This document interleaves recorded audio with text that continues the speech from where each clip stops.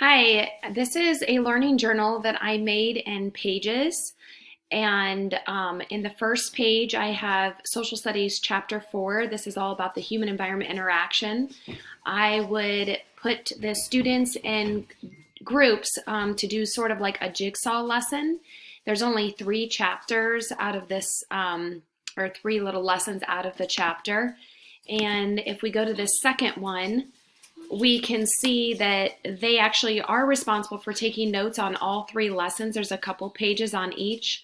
You get to the next slide, and this is where in a separate application they're going to use Keynote to share a lesson with the class, and then they're going to insert it in this little media placeholder here so that it can be viewed by all the students.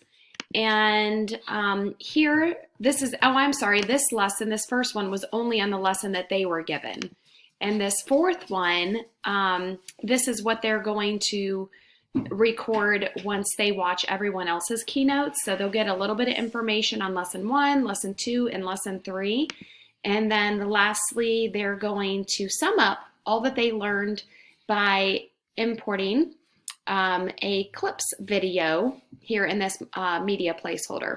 So I had a really fun time putting this together using Pages.